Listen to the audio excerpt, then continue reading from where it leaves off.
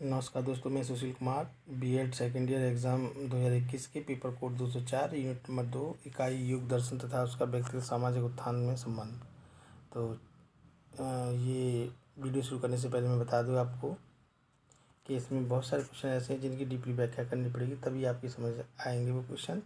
और फिर भी उसके बाद भी कोई शंकाएँ या मन में कोई सवाल रहता है तो कमेंट करके आप जो है पूछ सकते हैं। तो चलिए आइए शुरू करते हैं। पहला, ब्रह्मचर्य के प्रकार कौन से हैं? तो वाचक ब्रह्मचर्य, बौद्धिक ब्रह्मचर्य, शारीरिक ब्रह्मचर्य, उपयुक्त सभी। तो इसका ऑप्शन डी सही होगा, उपयुक्त सभी। ठीक है।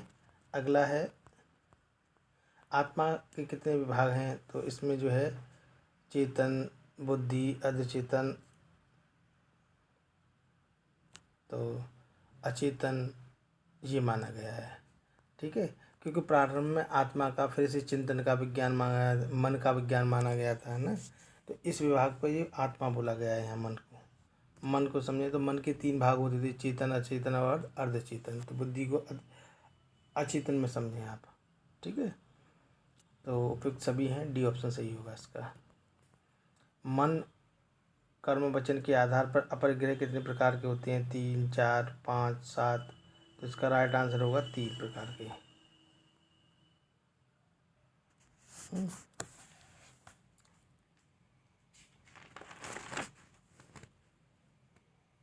वैसे देखा जाए तो यदि ये पूछता है, ये इधर है आपका हठयोग कितने अंग हैं हठयोग के? तो हठयोग के कितने अंग हैं? हठयोग के हैं 7 अंग। ठीक है, कौन कौन से हैं हठयोग के 7 अंग? अब ये भी जान लीजिए। यम, नियम, आसन, प्राणायाम, प्रत्याहार, धारणा, ध्यान, समाधि। ठीक है, और इसमें प्रज्ञा जोड़ दिया जाए तो पतंजलि का योग हो जाएगा ये। ठीक है, और जो है हठयोग जो संस्कृत में लिखा गया है, उसके रचयिता कौन है? गुरु गोरखनाथ के शिष्य स्वामी स्वात्माराम है। ठीक है, धीरंड संहिता में इन्होंने लिखा है में ये हठयोग की साधना के 7 अंगों का वर्णन मिलता है। और वो कौन से हैं 7 अंग?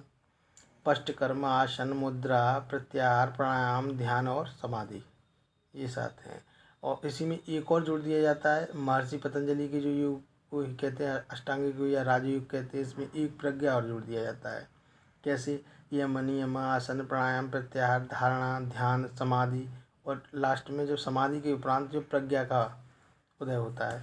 तो 8वां जो है प्रज्ञा है। यह अंग जो क्या होता है, यही जो है चित्त को एकाग्र करने में सक्षम रहता है। ठीक है, तो चलिए ये अगले हैं। ऑप्शन ये बता ही दिया 7 होते हैं। अगला है, राजयोग के कितने अंग हैं?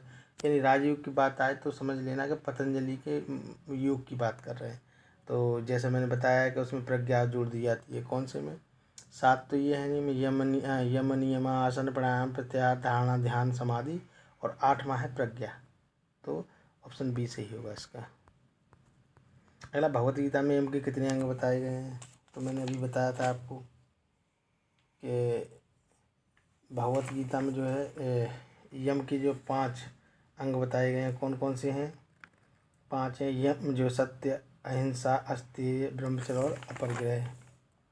तो सी ऑप्शन सही है इसमें। अगला, चित्त की वृत्तियाँ में के कितने भाग हैं? तो ये 5 प्रकार मानी गई हैं। ऑप्शन बी सही है। कौन कौन सी हैं 5? प्रमाण, प्रिय, प्रियर, विपर्य, विकल्प, निद्रा और स्मृति। और इनके भी 2 भेद होते हैं। कौन से होते हैं इनके 2 भेद? क्लिष्ट और अक्लिष्ट। ठीक है, तो इसका ऑप्शन जो है 5 बी सही है। ठीक है, अगला है, अहंकार के प्रमुख प्रकार होते हैं। तो मैंने बताया था आपको अहंकार के जो है 7 प्रकार होते हैं अहंकार के। तो इसे डीपली थोड़ा मैं डिफाइन करता हूँ आपके लिए। कौन कौन से होते हैं 7 प्रकार अहंकार के? ऑप्शन वैसे इसका बी सही है 7। तो इस पहला होता है शारीरिक अहंकार, यानी भौतिक शरीर के साथ बेहतर या बदतर के लिए पहचाना जाता है ये शारीरिक अहंकार। एग्जाम्पल देखें इसका तो क्या होगा? एथलीट है, बॉडी बिल्डर है, खिलाड़ी है ना, अभिनेत्री है आदि है। से तो ताकतवर और सुंदर भौतिक पहलुओं से पहचाने जाते हैं। ये नकारात्मक में भी हो सकते हैं, जैसे मोटे पतले इस टाइप के, ठीक है। तो दूसरा है भावात्मक अहंकार, तीसरा है सामाजिक अहंकार, बढ़ा हुआ अहंकार, ठीक है। और नेक्स्ट है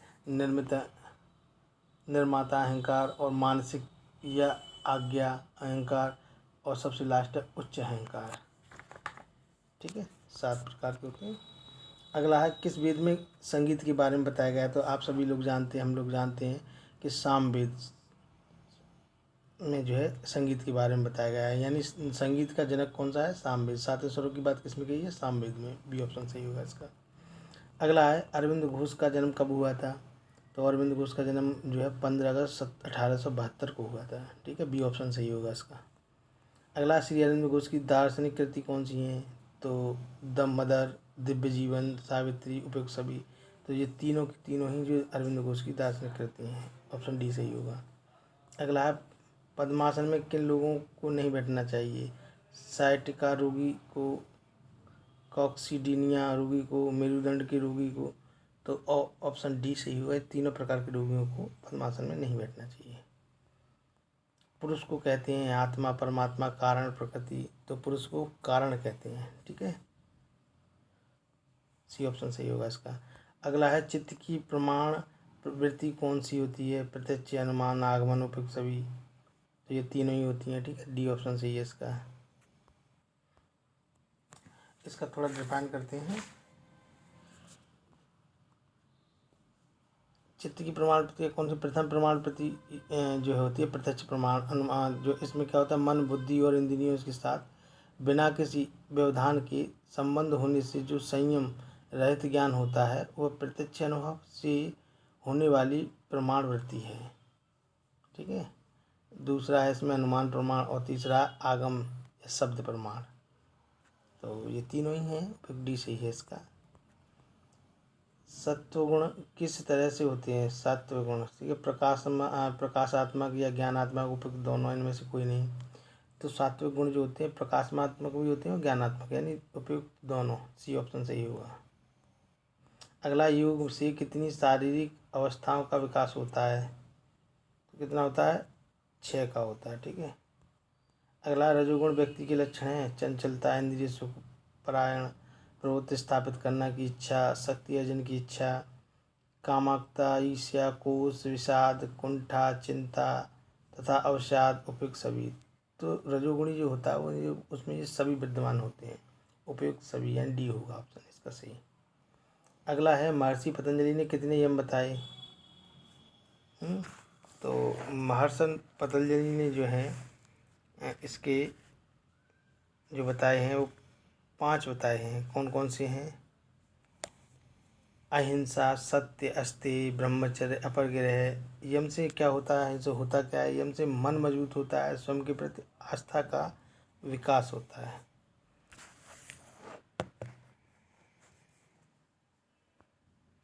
उपनिषदों में सांडल्य तथा स्वात्माराम द्वारा वर्णित जो यम है वो 10 हैं। कौन कौन से हैं।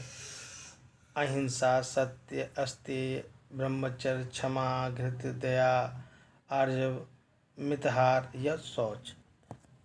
और महर्षि पतंजलि का है तो आप 5 ही बताएंगे। ऑप्शन सी सही होगा इसका, ठीक है।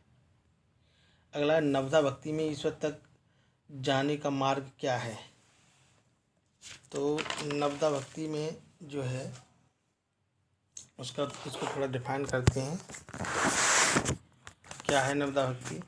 नवधा भक्ति में जो है प्राचीन शास्त्रों में भक्ति के 9 प्रकार बताए गए हैं, उन्हीं को नवधा भक्ति कहा जाता है। जैसे एक श्लोक है और रामचरितमानस के अरण्य कांड में श्लोक दिया है, वह क्या है। श्रवण कीर्ति विष्णु स्मरण पद्म सेवनम अर्चन वंदन दास्य साख्य मात्र निवेदनम। श्रवण मतलब परीक्षित, कीर्तन मतलब सुखदेव, स्मरण मतलब प्रहलाद जो था, पाद सेवन मतलब लक्ष्मी, अर्चन मतलब पृथु राजा, और वंदन मतलब अक्रूर, और दास मतलब हनुमान जी। साक्य मतलब अर्जुन और आत्मनिवेदन मतलब बलि राजा। इन्हें ही नवदा भक्ति के नाम से जाना जाता है। तो श्रवण कीर्तन स्मरण ये उपयुक्त सभी डी होंगी। वैसे इसमें श्रवण का मतलब है ईश्वर की लीला, कथा, महत्व, शक्ति, स्रोत इत्यादि को परम श्रद्धा सहित अतृप्त मन से निरंतर सुनना, वो श्रवण भक्ति के अंदर है।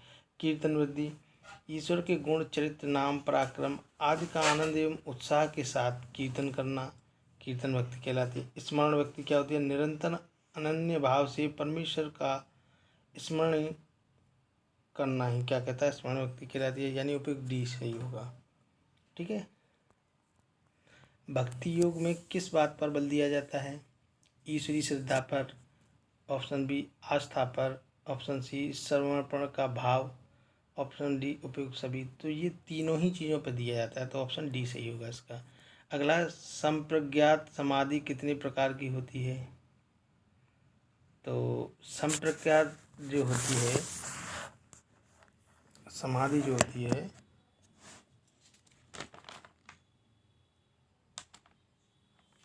वो 4 प्रकार की होती है। कौन कौन सी होती है? देखिए ये है क्या संप्रज्ञात समाधि, पहले तो इसे समझ लीजिए। वैराग्य द्वारा जो योगी सांसारिक वस्तुओं यानी भौतिक वस्तुओं के विषयों में दोष निकालकर उनसे अपने आप को अलग कर लेते हैं और चित्त या मन से उसकी इच्छा को त्याग देता है, जिससे मन एकाग्र होता है और समाधि को धारण करता है। इसके 4 भागों में बांटा गया है। कौन कौन से हैं? वितर्क नुगा समाधि, वितर्क नुगा समाधि ये क्या है? सूर्य, चंद्र, ग्रहण या राम, कृष्ण आदि मूर्तियों को किसी स्थूल वस्तु या प्रकृति पंचभूतों की अर्चना करते करते मन को उसी में लीन कर लेना वितर्क समाधि कहलाता है। और दूसरा क्या है इसमें? विचारानुगत समाधि, स्थूल पदार्थों पर मन को एकाग्र करने के बाद छोटे पदार्थ के मध्य से जो समाधि होती है वह विचारानुगत अथवा सविचार समाधि कहलाती है। तीसरा क्या? आनंदानुगत समाधि, इसमें विचार भी शून्य हो जाते हैं और केवल आनंद का ही अनुभव रह जाता है।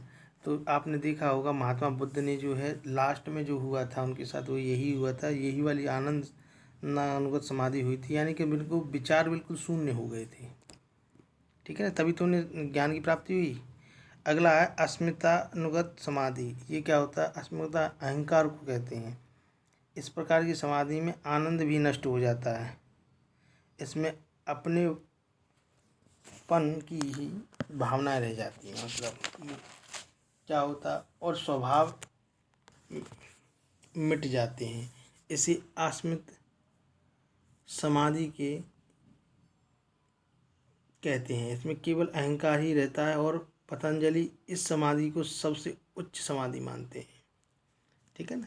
तो अगला ऑप्शन है ध्यान के प्रकार, निर्गुण, सगुण, उपयुक्त दोनों, इनमें से कोई नहीं। तो ध्यान दोनों ही निर्गुण और सगुण यानी उपयुक्त दोनों, सी ऑप्शन सही होगा इसका। अगला है राजयोग का चौथा अंग कौन सा है? प्राणायाम, नियम, आसन, ध्यान।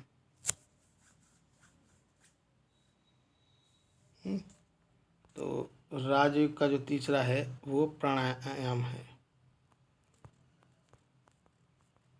अगला है सांख्य योग में ज्ञान के कितने सोपान हैं? तो ज्ञान योग के जो हैं वो 5 हैं इसमें सांख्य में।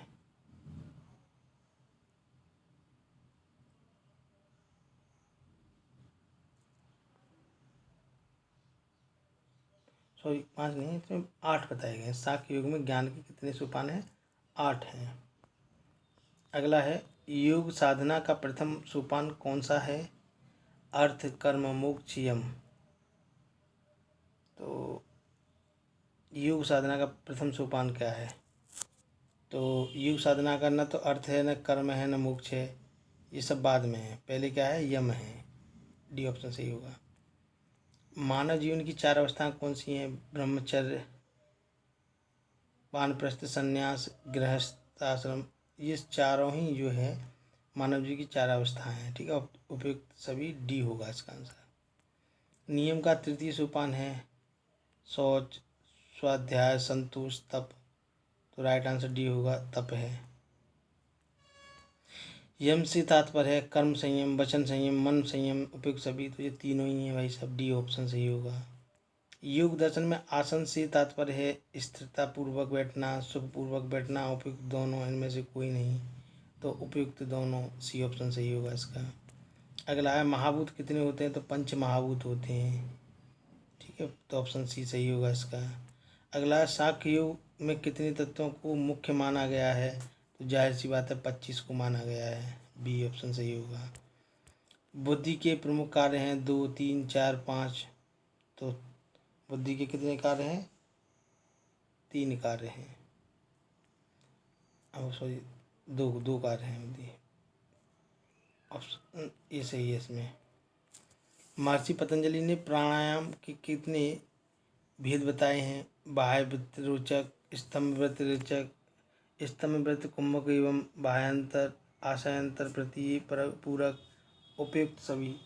तो आंसर डी होगा, उपयुक्त सभी। अगला है बुद्धि का स्वरूप होता है द्विगुणात्मक, त्रिगुणात्मक, अंत गुणात्मक, इनमें से कोई नहीं। तो बुद्धि के जो है त्रिगुणात्मक होती है। कैसे? मंद बुद्धि, सामान्य बुद्धि और बहुबुद्धि या प्रतिभाशाली बुद्धि या कौशल बुद्धि, कुशाग्र बुद्धि, सॉरी कौशल नहीं, कुशाग्र बुद्धि। तो बी ऑप्शन इसका सही होगा। अगला है पूरक का अर्थ है श्वास को अंदर खींचना, श्वास को बाहर छोड़ना, श्वास को रोकना, इनमें से कोई नहीं। तो इसका राइट आंसर जो होगा वो ए होगा, श्वास को अंदर खींचना। अगला आत्मा है परिवर्तनशील, अपरिवर्तनशील, उदासीन, अचेतन। तो आत्मा अपरिवर्तनशील है, बी ऑप्शन सही है इसका। पतंजलि के अनुसार ज्ञान का वास्तविक स्रोत है आत्मा, शरीर, मन, चेतना। तो इसका राइट आंसर ये होगा, आत्मा। भक्ति शब्द की उत्पत्ति किस शब्द से हुई? भजन, भज्य, भज, भजन। तो ऑप्शन सी सही होगा इसका। अगला अस्तेय का प्रकार है वाचक, बौद्धिक, शारीरिक, उपयुक्त सभी।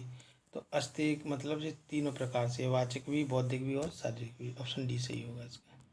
अगला अहिंसा का प्रकार है मानसिक या बौद्धिक, शारीरिक, वाचिक, यानी मन कर्म वचन तीनों से अहिंसित मत रहें। उपयुक्त डी सही होगा इसका। अगला नियम का अष्टांग योग में कौन सा स्थान है? पहला, दूसरा, तीसरा, चौथा। तो इसका राइट होगा बी, दूसरा। वेदों में मानव के कितने उद्देश्यों को महत्व दिया गया है? 2, 3, 4, 5। तो इसका राइट आंसर होगा सी, 4 को दिया गया है। अगला है प्रकृति के कितने तत्व होते हैं? 20, 25, 30, 35। तो ऑप्शन बी सही है, 25 है। अगला भारतीय दार्शनिक परंपरा के भाग हैं 2, 4, 3, 5। इसका राइट आंसर ए है, 2 है। अगला भक्ति कौन सी होती है? सकाम, निष्काम, पार भक्ति व पार भक्ति, उपयुक्त सभी। तो ऑप्शन इसका डी सही होगा, उपयुक्त सभी। सांख्य दर्शन के रचयिता हैं महर्षि कपिल, महर्षि पाणिनि, कुशो, अरस्तु। तो सांख्य के कौन है? कपिल मुनि हैं। ऑप्शन ए सही होगा। अगला है स्वाध्याय का तात्पर्य है मनन, आत्मचिंतन, विचारों की शुद्धता, उपयुक्त सभी। तो राइट आंसर होगा डी, उपयुक्त सभी। अगला है विषय के अनुसार निंद्रा के भेद होते हैं 2, 3, 4, 5। तो इसका राइट आंसर होगा 3 होते हैं। कौन कौन सी? ऑप्शन बी इसका सही है। इसके पहली होती है स्वाभाविक निंद्रा, जो नींद आती है। दूसरी होती है तामसिक निंद्रा, जगने के बाद भी आदमी सो जाता है। और चौथी होती है बेकार नींद, यानी किसी बीमारी से ग्रसित। तो ऑप्शन बी ठीक है इसका। अष्टांगिक केंद्र कहाँ स्थित है? मैसूर, हैदराबाद, बरेली, लखनऊ। तो मैसूर में है। ऑप्शन ये सही है इसका। तो वीडियो देखने के लिए बहुत बहुत धन्यवाद। और वीडियो अगर पसंद आए तो लाइक, कमेंट और शेयर ज़रूर करें। और कोई भी क्वेरी हो तो कमेंट करके बता सकते हैं।